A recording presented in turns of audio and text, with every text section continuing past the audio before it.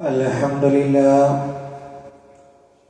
لله رب العالمين نحمده ونستعينه ونؤمن به ونتوكل عليه ونعوذ بالله من شرور أنفسنا ومن سيئات أعمالنا من يهده الله فلا مضل له ومن يضلل فلن تجد له وليا مرشدا اللهم صل على محمد وعلى آل محمد كما صليت على إبراهيم وعلى آل إبراهيم إنك حميد مجيد اللهم بارك على محمد وعلى آل محمد كما باركت على إبراهيم وعلى آل إبراهيم إنك حميد مجيد أما بعد فإن خير الحديث كتاب الله وخير الهدي هدي محمد صلى الله عليه وسلم وشر الأمور محدثاتها وكل محدثة بدعة وكل بدعة ضلالة وكل ضلالة في النار يا أيها الذين آمنوا اتقوا الله حق تقاته ولا تموتن إلا وأنتم مسلمون സ്നേഹമുള്ള സത്യവിശ്വാസികളെ വിശ്വാസിനികളെ ലോകരക്ഷിതാവും പ്രപഞ്ചങ്ങളുടെ പരിപാലകനുമായ അല്ലാഹുവിൻ്റെ ആജ്ഞകളും നിർദ്ദേശങ്ങളും ജീവിതത്തിൻ്റെ എല്ലാ മേഖലകളിലും പാലിക്കണമെന്ന് ഉണർത്തുകയാണ്, വസിയ്യത്ത് ചെയ്യുകയാണ്.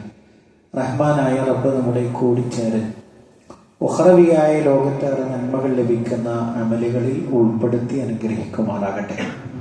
പ്രിയപ്പെട്ട സത്യവിശ്വാസികളെ, സൗഭാഗ്യ കുടുംബത്തിന് വേണ്ടുന്ന 10 കാര്യങ്ങൾ എന്നൊരു വിഷയത്തെ ആസ്പദമാക്കിയിട്ടാണ് ഇന്നത്തെ ഒരു സംസാരമുള്ളത്. റഹ്മാനായ റബ്ബ് അവൻ്റെ ദീൻ യഥാവിധി കേൾക്കുകയും അത് ജീവിതത്തിൽ പുലർത്തുകയും ചെയ്യുന്ന മഹാഭാഗ്യവാന്മാരിൽ നമ്മളെല്ലാവരെയും ഉൾപ്പെടുത്തി അനുഗ്രഹിക്കുമാറാകട്ടെ.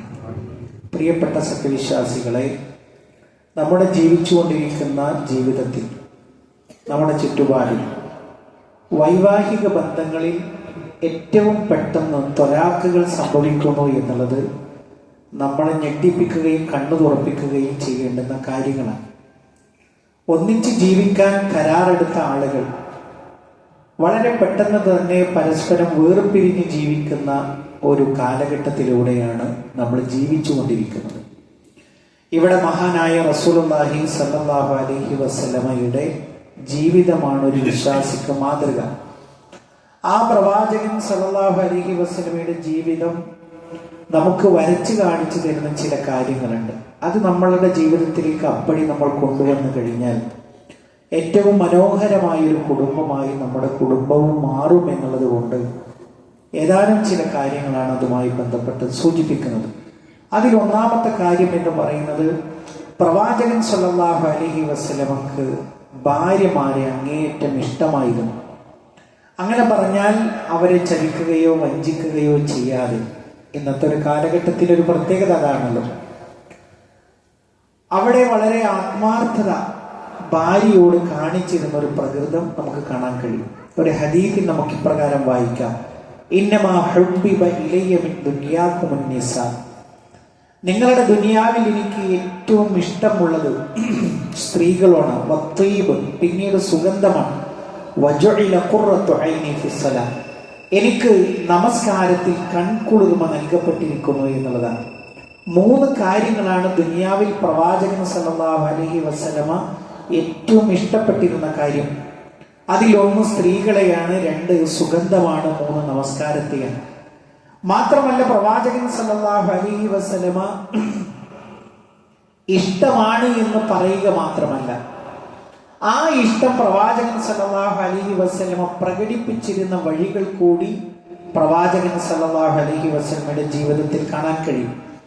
ഇപ്പോ ഭാര്യയോട് പ്രിയത്തിൽ സംസാരിക്കുമ്പോൾ മഹാനായ റസൂലുള്ളാഹി സ്വല്ലല്ലാഹു അലൈഹി വസല്ലം അഭിസംബോധന ചെയ്തിരുന്നത് അവർക്ക് ഇഷ്ടം തുളുമ്പുന്ന പേരുകൾ വിളിച്ചുകൊണ്ടാണ്. നമ്മുടെയൊക്കെ വീടുകളിൽ നമ്മൾ ഭാര്യമാരെ നമ്മൾ വിളിക്കാൻ പ്രത്യേകമായിട്ടുള്ള പേരുകൾ. അത് പ്രവാചകൻ സല്ലല്ലാഹു അലൈഹി വസല്ലമയുടെ ഒരു ശൈലിയാണ്. നിങ്ങൾ നോക്കൂ, യാ ആയിഷ് ഹാദാ ജിബ്രീൽ യുഖ്രിഉക സലാം. ആയിഷ എന്ന് മുഴുവൻ വിളിച്ചില്ല. പ്രവാചകൻ സല്ലല്ലാഹു അലൈഹി വസല്ലം അഭിസംബോധന ചെയ്തത് യാ ആയിഷ്. അത് പ്രവാചകൻ സല്ലല്ലാഹു അലൈഹി വസല്ലം പ്രിയം വരുമ്പോ, ഇഷ്ടം വരുമ്പോ മഹദിയെ അഭിസംബോധന ചെയ്തിരുന്നത് ആ വാക്കുകളിലാണ്. എന്നിട്ട് പറയണ ഇതാ ജിബ്രീൽ അലൈഹിസ്സലാം വന്നുകൊണ്ട് നിനക്ക് സലാം പറഞ്ഞിരിക്കുമോ എന്നുള്ളതാണ്. മാത്രമല്ല മഹാനായ റസൂലുള്ളാഹി സ്വല്ലല്ലാഹു അലൈഹി വസല്ലം നമ്മളിലൊക്കെ ചെറുപ്പക്കാർ മനസ്സിരുത്തേണ്ടുന്ന ഒരു കാര്യമാണ്. എന്റെ സ്നേഹം പ്രകടിപ്പിച്ചാൽ എന്റെ ഉമ്മ എന്ത് വിചാരിക്കും, എന്റെ മക്കൾ എന്ത് വിചാരിക്കും, അതല്ലെങ്കിൽ എന്റെ സഹോദരിമാർ എന്ത് വിചാരിക്കും, സഹോദരന്മാർ എന്ത് വിചാരിക്കും. അങ്ങനെയൊന്നുമില്ല. മഹാനായ റസൂലുള്ളാഹി സ്വല്ലല്ലാഹു അലൈഹി വസല്ലമയോട് സഹാബത്ത് വന്ന് ചോദിക്കുകയാണ്, മൻ അഹബ്ബൻ നാസി ഇലൈ, അല്ലാഹുവിന്റെ റസൂലേ അങ്ങേക്ക് ഏറ്റവും പ്രിയം ആരോടാണ്, ജനങ്ങളിൽ വെച്ച് ഏറ്റവും ഇഷ്ടം ആരെയാണ്? പ്രവാചകൻ സല്ലല്ലാഹു അലൈഹി വസല്ലമയുടെ മറുപടി ആയിഷ, എനിക്ക് ഏറ്റവും ഇഷ്ടം ആയിഷയാണ്. അപ്പോ ആ സഹാബി വീണ്ടും ചോദിക്കുകയാണ്, ഞാൻ ഉദ്ദേശിച്ചത് പുരുഷന്മാരുടെ കൂട്ടത്തിൽ ഏറ്റവും അങ്ങേക്ക് ഇഷ്ടം ആരെയാണ്? പ്രവാചകൻ സല്ലല്ലാഹു അലൈഹി വസല്ലമയുടെ മറുപടി ഫഅബൂഹ, അവരുടെ പിതാവിനെയാണ്. അപ്പൊ ഞാൻ ഈ പറഞ്ഞു വന്നത് പ്രിയപ്പെട്ടവരെ, മഹാനായ റസൂലുള്ളാഹി സ്വല്ലല്ലാഹു അലൈഹി വസല്ലമയാണ് ഏറ്റവും വലിയ മാതൃക. ആ മാതൃകാ പുരുഷനായ വ്യക്തി തന്റെ ഇഷ്ടം അത് ചോദിച്ചപ്പോൾ അത് പ്രകടമാക്കുന്നതിൽ ഒട്ടും പിശുക്ക് കാണിച്ചില്ല എന്നുള്ളതാണ് ഒന്നാമത്തെ കാര്യം. രണ്ടാമത്തെ ഒരു കാര്യം പ്രിയപ്പെട്ടവരെ, നമ്മുടെ കുടുംബജീവിതം മനോഹരമാക്കാൻ നമ്മൾ നേടേണ്ടുന്ന ഒരു ഗുണം എന്ന് പറയുന്നത്, എല്ലാത്തിലും നമുക്കൊരു സൗമ്യഭാവം വേണം. എന്താ സൗമ്യത എന്ന് പറഞ്ഞാൽ? ഒരു കടുംപിടുത്തൽ, ഒരു കടുകെട്ടിയല്ല, എന്നാലും ഒന്നുമില്ലാത്ത അത്രയും വിട്ടൊഴിഞ്ഞ കുത്തൊഴിഞ്ഞ രൂപവുമല്ല. എല്ലാ കാര്യത്തിലും ഒരു സൗമ്യഭാവം നമ്മൾ കാണിക്കുമ്പോൾ ആ കാര്യം ഏറ്റവും വലിയ മനോഹരമായിരിക്കും എന്നുള്ളതാണ്. മഹാനായ റസൂലുള്ളാഹി സ്വല്ലല്ലാഹു അലൈഹി വസല്ലമയുടെ ഈ സൗമ്യതയെ വെളിവാക്കുന്ന ഒരു സംഭവം നമുക്ക് കാണാൻ കഴിയും. മഹദി ഉമ്മുൽ മുഅ്മിനീൻ ആയിഷ റളിയല്ലാഹു അൻഹ പറയാണ്, മാ ദറബ റസൂലുള്ളാഹി സ്വല്ലല്ലാഹു അലൈഹി വസല്ലം ഖാദിമൻ ലഹു ഖത്തു. പ്രവാചകൻ ഇതുവരെയും ഒരു അടിമയെയും അടിച്ചിട്ടില്ല, തന്റെ സേവകന്മാർ ഭൃത്യന്മാരെ അടിച്ചിട്ടില്ല. വലം റഅതൻ ലഹു ഖത്തു, തന്റെ ഭാര്യമാരെയും പ്രവാചകൻ സല്ലല്ലാഹു അലൈഹി വസല്ലം അടിച്ചിട്ടില്ല. വലാ ദറബ ബിയദിഹി ഇല്ലാ അൻ യുജാഹിദ ഫീ സബീലില്ലാഹ്, അല്ലാഹുവിന്റെ മാർഗ്ഗത്തിൽ യുദ്ധം ചെയ്യുമ്പോഴല്ലാതെ പ്രവാചകൻ ഒരാളെയും കൈകൊണ്ട് പ്രഹരിക്കുമായിരുന്നില്ല എന്ന ഒരു ഹദീസിൽ നമ്മൾ വായിച്ചെടുക്കുന്നത് എന്താണ് പ്രിയപ്പെട്ടവരെ? പ്രവാചകൻ തീരെ ദേഷ്യപ്പെട്ടിട്ടില്ല എന്നതിനർത്ഥമില്ല. പിന്നെയോ പ്രവാചകൻ സല്ലല്ലാഹു അലൈഹി വസല്ലം കോപിഷ്ഠമായ പല സന്ദർഭങ്ങളും ആ ചരിത്രത്തിൽ നമുക്ക് വായിച്ചെടുക്കാൻ കഴിയും. എന്നാലും പ്രവാചകന്റെ ഭാവം എന്ന് പറയുന്നത് മക്കളോടാകട്ടെ, ഭൃത്യന്മാരോടാകട്ടെ, അതേപോലെ തന്നെ ഇണകളോടാകട്ടെ ഒരു മൃദു സ്വഭാവമായിരുന്നു പ്രവാചകൻ സ്വീകരിച്ചിരുന്നത് എന്ന് നമുക്ക് കാണാൻ കഴിയും. മൂന്നാമത്തെ ഒരു കാര്യം എന്ന് പറയുന്നത് പ്രിയപ്പെട്ടവരെ, അങ്ങേയറ്റം വിനയം കാണിക്കുന്ന ഒരു പ്രകൃതമാണ് നമ്മുടെ ഒരു നല്ല ഒരു കുടുംബ ജീവിതത്തിന് വേണ്ടത്. മഹദി സഫിയ റളിയല്ലാഹു അൻഹ, ആ സഫിയ റളിയല്ലാഹു അൻഹയുടെ ജീവിതത്തിലുള്ള ഒരു സംഭവമാണ് അതിനെടുത്തു പറയാനുള്ളത്. അതായത് മഹദിയെ കല്യാണം കഴിച്ചു. ആ കല്യാണം കഴിച്ച് വലീമ കൊടുത്തു. പ്രവാചകൻ സല്ലല്ലാഹു അലൈഹി വസല്ലമ വീട്ടിലേക്ക് കൊണ്ടുവരുന്ന ഒരു രംഗം ചരിത്രത്തിലുണ്ട്. മഹദിക്ക് ഒട്ടകപ്പുറത്തേക്ക്, വാഹനപ്പുറത്തേക്ക് കയറാൻ കഴിയുന്നില്ല. ആ പ്രവാചകൻ സല്ലല്ലാഹു അലൈഹി വസല്ലമ തന്റെ കാല് വെച്ചു കൊടുത്തുകൊണ്ട് സപ്പോർട്ട് ചെയ്തു കൊടുക്കുകയാണ്. നിങ്ങൾ ആലോചിച്ചു നോക്കൂ, ലോകത്തിന്റെ നേതാവാണ്, അതേപോലെ തന്നെ മിമ്പറിലെ ഖതീബാണ്, അതേപോലെ തന്നെ മിഹ്റാബിലെ ഇമാമാണ്. ആ ഒരു കുടുംബ ജീവിതത്തിൽ ഈ ജനങ്ങളൊക്കെ ഇത് കണ്ടാൽ എന്ത് വിചാരിക്കുമെന്നല്ല, തന്റെ ഭാര്യയോടുള്ള പ്രിയം അത് കിട്ടിയ അവസരത്തിൽ പ്രവാചകൻ സല്ലല്ലാഹു അലൈഹി വസല്ലമ വ്യക്തമാക്കുന്നതാണ് നമുക്ക് കാണാൻ കഴിയുന്നത്. നാലാമത്തെ ഒരു കാര്യം, പ്രവാചകൻ സല്ലല്ലാഹു അലൈഹി വസല്ലമയുടെ കളിതമാശകളാണ്. മഹദി ഉമ്മുൽ മുഅ്മിനീൻ ആയിഷ റളിയല്ലാഹു അൻഹ തന്നെ വ്യക്തമാക്കുന്ന ഒരു കാര്യത്തിൽ നമുക്ക് കാണാൻ കഴിയും. ഞങ്ങളൊരു യാത്രാവേളയിലായിരുന്നു. അങ്ങനെ യാത്രാവേളയിൽ പ്രവാചകൻ സല്ലല്ലാഹു അലൈഹി വസല്ലം ചോദിക്കുകയാണ്, നമുക്കൊന്ന് മത്സരിച്ച് ഓടിയാലോ? നമ്മളൊക്കെ വളരെ ഗൗരവത്തിൽ ചിന്തിക്കേണ്ടുന്ന ചില ഭാഗങ്ങളാണ് പ്രവാചകൻ സല്ലല്ലാഹു അലൈഹി വസല്ലം പറഞ്ഞിരുന്നത്. അപ്പൊ ഞാൻ പറഞ്ഞു, നമുക്ക് മത്സരിച്ചോടാം. അങ്ങനെ ആ മത്സരിച്ചോട്ടത്തിൽ ഞാൻ പ്രവാചകൻ സല്ലല്ലാഹു അലൈഹി വസല്ലം മുൻകടന്നു. ഞാനാണ് ആ മത്സരത്തിൽ ജയിച്ചത്. പിന്നീട് മറ്റൊരു വേളയിലും പ്രവാചകൻ സല്ലല്ലാഹു അലൈഹി വസല്ലം വീണ്ടും ആവശ്യപ്പെട്ടു, നമുക്കൊന്ന് മത്സരിച്ചോടിയാലോ. അന്ന് പ്രവാചകൻ സല്ലല്ലാഹു അലൈഹി വസല്ലമയാണ് ജയിച്ചത്. കാരണം ഞാൻ ഒരു അല്പം തടിച്ച ഒരു ശരീരപ്രകൃതിയിലേക്ക് ആ സമയത്തേക്ക് മാറിയിരുന്നു എന്നുള്ളതാണ്. നമ്മൾ ആലോചിച്ച് നോക്കും പ്രിയപ്പെട്ടവരെ, നമ്മൾ ഈ ദുനിയാവിൽ നിന്ന് വിട പറഞ്ഞാൽ ഇപ്പൊ നമുക്കൊക്കെ അറിയാവുന്ന ഒരു കാര്യമാണ്. ഉസ്റ എന്ന് പറയുന്ന അറബിയിൽ കുടുംബത്തിന് ഉസ്റത്ത് എന്ന് പറയും. അതിന്റെ മലയാളത്തിലേക്ക് വിവർത്തനം ചെയ്യുമ്പോൾ കുടുംബം. നമുക്ക് ഈ ദുനിയാവിൽ ഏറ്റവും ഇമ്പമുള്ള ഇടമാണ് നമ്മുടെ കുടുംബം. ആ കുടുംബത്തിൽ ഓർത്തു വെക്കാനുള്ള, അല്ലെങ്കിൽ നമ്മളും നമ്മുടെ ഭാര്യയും ചേർന്നുള്ള എത്ര മനോഹരമായ നിമിഷങ്ങളുണ്ട് എന്നുള്ളത് ചിന്തിക്കാൻ വേണ്ടിയാണ് ഞാൻ ആ കാര്യം സൂചിപ്പിച്ചത്. അഞ്ചാമത്തെ ഒരു കാര്യം എന്ന് പറയുന്നത് പ്രവാചകൻ സല്ലല്ലാഹു അലൈഹി വസല്ലമയുടെ പ്രശ്നം പരിഹരിക്കുന്ന ഒരു രൂപമാണ്. മഹദി ഉമ്മുൽ മുഅ്മിനീൻ ആയിഷ റളിയല്ലാഹു അൻഹയെ ബന്ധപ്പെട്ട് ദേഷ്യം വരുമ്പോൾ പ്രവാചകൻ സല്ലല്ലാഹു അലൈഹി വസല്ലം മഹദിയുടെ ഇരു ചുമരിലേക്കും കൈകൾ വെച്ചുകൊണ്ട് ഇങ്ങനെ പറയും, അല്ലാഹുമ്മ ഗ്ഫിർ ലഹാ ദബ്ബഹ, അല്ലാഹുവേ ഇവളുടെ പാപങ്ങളെ പുറത്തു കൊടുക്കണമേ. വാദിഹി ബിഗൈള ഖൽബിഹ, ഇവളുടെ കൽബിന്റെ കോപത്തെ നീ പിന്നെ അകറ്റിക്കളയണമേ. വഅയ്ദിഹാ മിൻ മുദില്ലാത്തിൽ ഫിത്ന, എല്ലാ തരത്തിലുള്ള കുഴപ്പങ്ങളിൽ നിന്നും ഇവളെ നീ അകറ്റണമേ, സംരക്ഷിക്കണമേ എന്ന് പ്രവാചകൻ സല്ലല്ലാഹു അലൈഹി വസല്ലം പ്രാർത്ഥിക്കാറുണ്ടായിരുന്നു. ഒരു കുടുംബജീവിതം എന്ന് പറഞ്ഞാൽ അത് പ്രശ്നങ്ങളിലൂടെ കടന്നു പോകുമ്പോൾ പ്രവാചകൻ സല്ലല്ലാഹു അലൈഹി വസല്ലം സ്വീകരിച്ചിരുന്ന നിലപാടുകൾ നമ്മളെ സംബന്ധിച്ചിടത്തോളം ഏറ്റവും പരമപ്രധാനമാണ് എന്നൊരു കാര്യം സാന്ദർഭികമായി സൂചിപ്പിക്കുകയാണ്.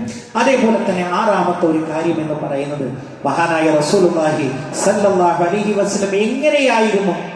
പ്രവാചകൻ പള്ളിയിൽ തന്നെ അങ്ങനെ കഴിഞ്ഞുകൂടുന്ന ഒരാളായിരുന്നു. ജനങ്ങൾക്കൊക്കെ ദഅവത്ത് നടത്തി നിസ്കരിച്ച് അവനവന്റെ കാര്യങ്ങൾ മാത്രം നോക്കി നടന്നിരുന്ന ഒരാളായിരുന്നു എന്ന ചോദ്യത്തിന് പ്രവാചകൻ സല്ലല്ലാഹു അലൈഹി വസല്ലമയെ കുറിച്ച് മഹദി ഉമ്മുൽ മുഅ്മിനീൻ ആയിഷ റളിയല്ലാഹു അൻഹ പറയണം, എന്ത്, ഞങ്ങളുടെ കൂടെ പ്രവാചകൻ സല്ലല്ലാഹു അലൈഹി വസല്ലമ സഹായിയായിട്ട് വരും, അടുക്കളയിൽ വരും, പാത്രം കഴുകും, വസ്ത്രം കഴുകും, ആടിനെ കറുക്കും. എന്നാലോ ഇതൊക്കെ ചെയ്തിട്ട് ഒരു പെണ്ണിന്റെ പുതിയാപ്പിളയായിട്ട് അങ്ങനെ കഴിഞ്ഞുകൂടുന്ന ഒരു സ്ഥാനക്കാരനല്ല. ബാങ്ക് വിളിച്ചാൽ പ്രവാചകൻ സല്ലല്ലാഹു അലൈഹി വസല്ലം പള്ളിയിലേക്ക് പോകും, അവിടെ നമസ്കാരത്തിന് നേതൃത്വം കൊടുക്കും. ഈ ഒരു രൂപം ഒന്ന് ആലോചിച്ച് നോക്കും പ്രിയപ്പെട്ടവർ. കുടുംബത്തിൽ പ്രവാചകൻ സല്ലല്ലാഹു അലൈഹി വസല്ലമയുടെ മാതൃക എന്തായിരുന്നു എന്നുള്ളത് വളരെ കൃത്യമായിട്ട് കുടുംബിനികൾക്ക് സഹായിയായിട്ട് ഉണ്ടായിരുന്നു എന്നുള്ളത് നമുക്ക് ആ ചരിത്രത്തിൽ കാണാൻ കഴിയും. ഏഴാമത്തെ ഒരു കാര്യം, മഹാനായ റസൂലുള്ളാഹി സ്വല്ലല്ലാഹു അലൈഹി വസല്ലമയ്ക്ക് ആ ദഅവത്ത് തുടങ്ങിയ സമയത്ത് ഏറ്റവും കൂടുതൽ സഹായിയായി വർത്തിച്ച ഭാര്യയായിരുന്നു ഖദീജ റളിയല്ലാഹു അൻഹ. ഏറ്റവും കൂടുതൽ സഹായം കിട്ടിയിരുന്ന സാമ്പത്തികമായും അതേപോലെ തന്നെ എല്ലാ നിലക്കും.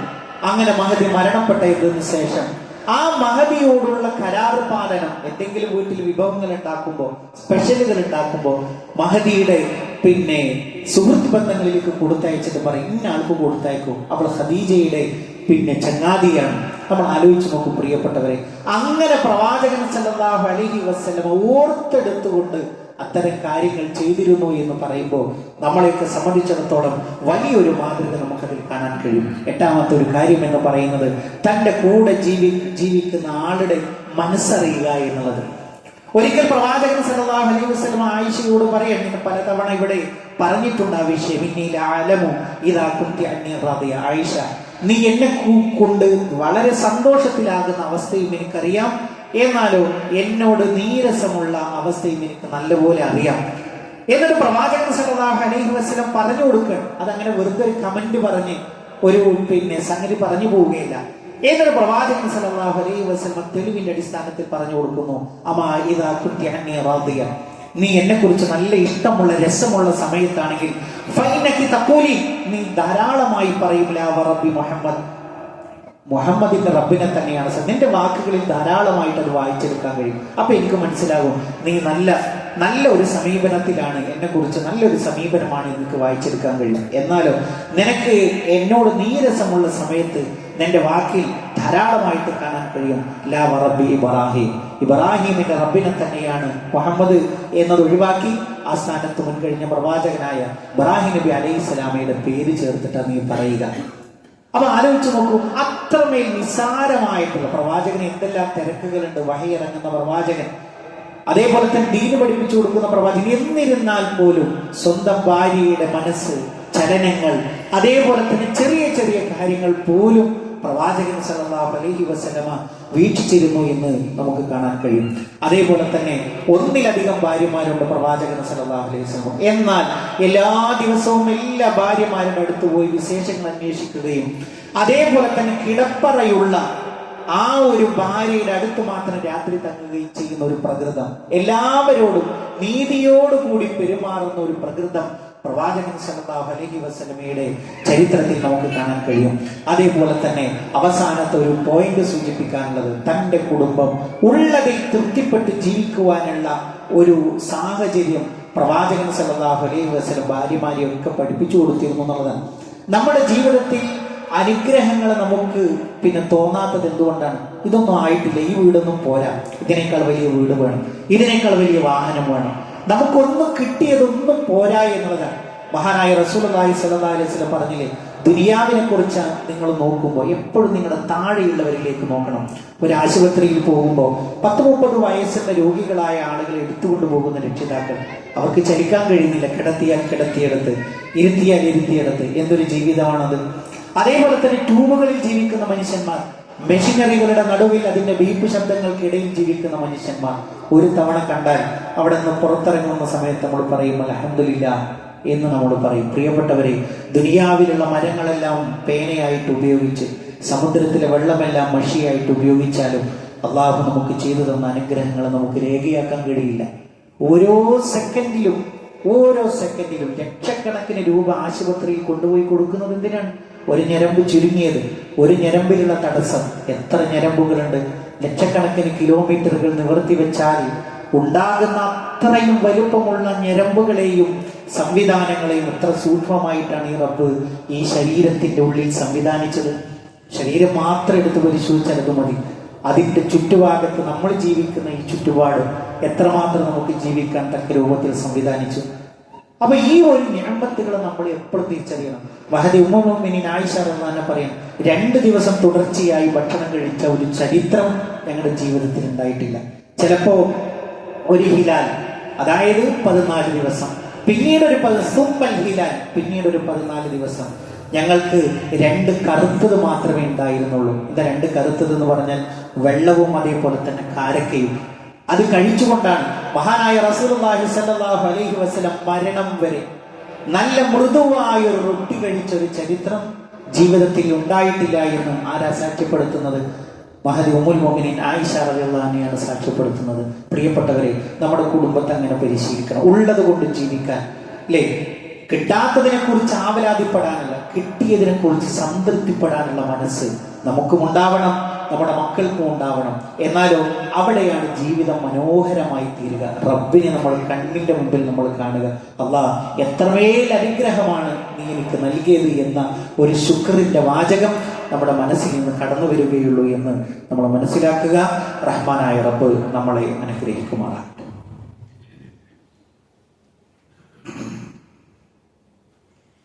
അൽഹംദുലില്ലാഹി റബ്ബിൽ ആലമീൻ വസ്സലാത്തു വസ്സലാമു അലാ റസൂലിഹിൽ അമീൻ നബിയിനാ വഹബീബിനാ മുഹമ്മദിൻ സല്ലല്ലാഹു അലൈഹി വസല്ലം വഅലാ ആലിഹി വസഹ്ബിഹി അജ്മഈൻ. അമ്മാ ബഅദ്. പ്രിയപ്പെട്ട സത്യവിശ്വാസികളെ, വിശ്വാസിനികളെ, ഒരിക്കൽ കൂടി റഹ്മാനായ റബ്ബിന്റെ ആജ്ഞാ നിർദ്ദേശങ്ങൾ ജീവിതത്തിന്റെ എല്ലാ മേഖലകളിലും പാലിക്കണമെന്ന് ഉണർത്തുകയാണ്, ഓർമ്മപ്പെടുത്തുകയാണ്.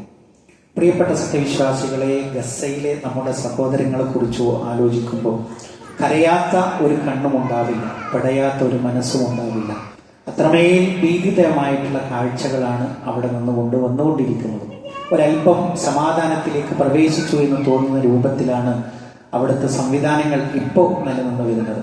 എന്തായിരുന്നാലും നമ്മളെ സംബന്ധിച്ചിടത്തോളം ചരിത്രം എടുത്ത് പരിശോധിക്കുമ്പോൾ ഒട്ടനവധി കോടിക്കണക്കിന് മനുഷ്യന്മാരെ കൊന്നൊടുക്കിയ ചരിത്രം നമുക്ക് മനുഷ്യന്റെ ഇത്തരത്തിലുള്ള ലോകത്തിന്റെ ചരിത്രം എടുത്ത് പരിശോധിച്ചാൽ കാണാൻ കഴിയും. ക്രൂരമായി കൊന്നൊടുക്കിയത്, അതേപോലെ തന്നെ പലതരത്തിലുള്ള മൃഗീയമായ രൂപങ്ങളിലൂടെയൊക്കെ കൊന്നൊടുക്കിയത്. ഇവിടങ്ങളിലൊക്കെയും നമ്മൾ പരിശോധിക്കുമ്പോൾ കാണാൻ കഴിയുന്ന ഒരു കാര്യം, ഒരു മുസീബത്ത് നമുക്ക് ഇറങ്ങുന്ന സമയത്ത് ആ മുസീബത്ത് നീങ്ങിക്കിട്ടാൻ നമ്മൾ യോഗ്യരാണോ എന്നുള്ളതാണ്. നമ്മൾ പല ആളുകളും പല സംസാരങ്ങളിലും പറയാറുണ്ട്, എന്താ അവിടുത്തേക്ക് അവസ്ഥ, പക്ഷേ നമ്മളൊരു സുബ്ഹ് നമസ്കാര ശേഷം നമ്മുടെ ആവശ്യങ്ങൾ റഹ്മാനായ റബ്ബിന്റെ മുമ്പിൽ നിരത്തുന്നതിനിടക്ക് അല്ലാഹ് ആ സഹോദരങ്ങൾക്ക് നീ ആശ്വാസം നൽകണേ എന്നൊരു വാക്ക് നമുക്ക് പറയാൻ തോന്നിയിട്ടുണ്ടോ എന്നുള്ളതാണ് ഒന്നാമത് നമ്മൾ ആലോചിക്കേണ്ടത്. നമ്മൾ ഈ പറയുന്ന നാവ് പോലെയല്ല. അള്ളാഹുവിനോട് ആത്മാർത്ഥമായി ഉത്തരം കിട്ടുന്ന എത്രയോ സന്ദർഭങ്ങളുണ്ട്. ജവാബ് കിട്ടുന്ന പ്രാർത്ഥനയ്ക്ക് ജവാബ് കിട്ടുന്ന എത്രയോ സന്ദർഭങ്ങളുണ്ട്.